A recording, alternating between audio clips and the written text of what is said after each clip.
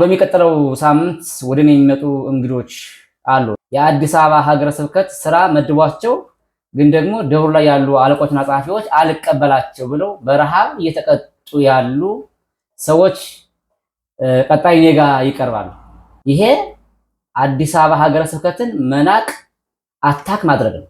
ይሄንን ቪዲዮ ለሁሉም የአዲስ አበባ አስተዳዳሪዎችና ጸሐፊዎች ላኩላቸው፣ ይስሙትና ይረዱ።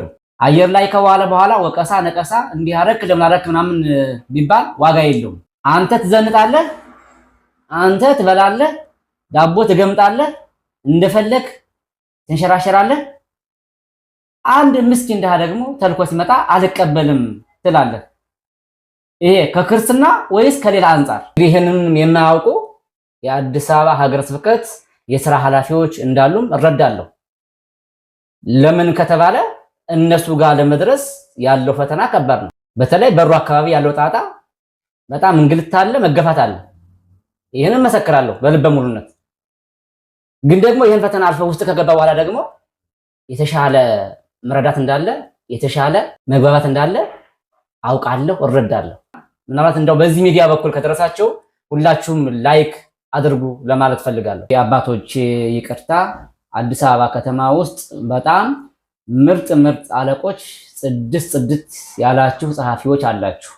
ለሰው የምትራሩ፣ ለሰው የምታዝኑ፣ ለሰው የምትተክዙ በጣም ምርጥ አለቆችና ምርጥ ጸሐፊዎች እንዳላችሁ አውቃለሁ።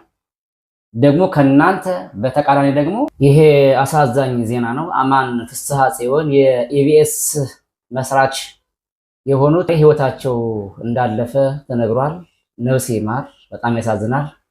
ባለፈው በነፃነት ሞት ጉዳይ ብዙ አዝነን ተከዘን ነበር። ደግሞ ዛሬ ዋናው ኃላፊውና መስራቹ ምናልባትም ለብዙ ሰዎች እውቅና ለማግኘት እንጀራ እንዲያገኙ የተለያዩ ስራዎችን እንዲያገኙ ምክንያት የሆነ ሚዲያ ነው ኢቢኤስ። ስለዚህ የዚህ መስራች ባለቤት አቶ አማን ፍስሐ ጽዮን አልፈዋል ተብሏል። ነፍሳቸውን ይማር። ከዚህ ውጭ ሌላ ቋንቋ የለንም። ያሳዝናል። በተቃራኒው ደግሞ እነ አይሞቴ ሞት የማይነካቸው በሞት የማይወሰዱ የሚመስሉ አንዳንድ አባቶች ደግሞ በተለያየ መንገዶች አይቻለሁ። እንግዲህ አባቶች ይቅርታ፣ አዲስ አበባ ከተማ ውስጥ በጣም ምርጥ አለቆች፣ ጽድት ያላችሁ ጸሐፊዎች አላችሁ። ለሰው የምትራሩ፣ ለሰው የምታዝኑ፣ ለሰው የምትተክዙ በጣም ምርጥ አለቆችና ምርጥ ጸሐፊዎች እንዳላችሁ አውቃለሁ።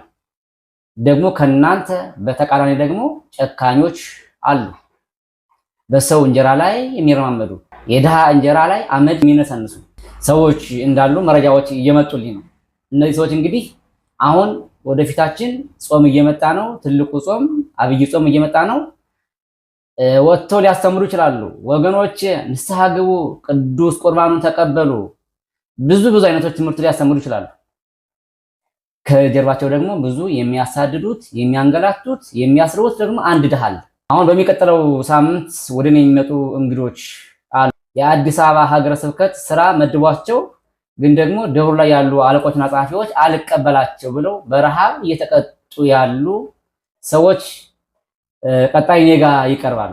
ይሄ አዲስ አበባ ሀገረ ስብከትን መናቅ አታክ ማድረግ ነው። ሌላ ምንም መልእክት የለውም። አዲስ አበባ ሀገረ ስብከት አምኖበት የላከውን ሰራተኛ እኔ አልቀበልም ማለት አንደኛ ንቀት ነው። ሁለተኛ ደግሞ ከመጣው ሰውዬ የምትፈልጉት ሌላ ጉዳይ አለ ማለት ነው። ይሄ ሞትን መርሳት ነው። ነገ እንደምትሞቱ፣ ነገ አፈር እንደምትሆኑ፣ ነገ ዱቄት እንደምትሆኑ ትዝ አለ ማለት ነው።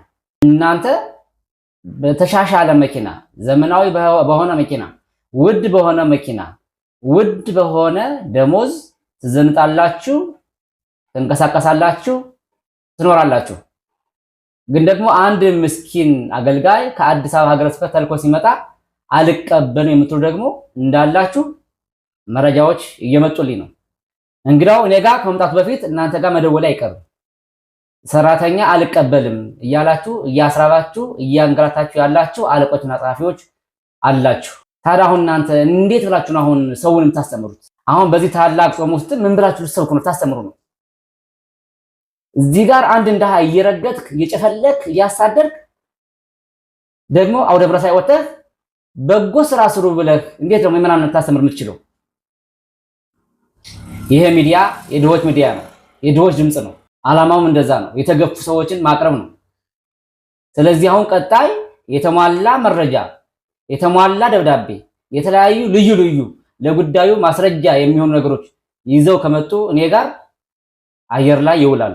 እኔ ጋር የምትመጡ እንግዶች ቀጣይ ቀጠሮ ያስኩላችሁ እንግዶች አላችሁ፣ ምስኪኖች የአዲስ አበባ ሀገረ ስብከት ስራ መድቧችሁ ደግሞ ደብሩ ላይ አልቀበልም ያሏችሁ አለቆችና ጸሐፊዎች ያላችሁ ሰዎች አላችሁ።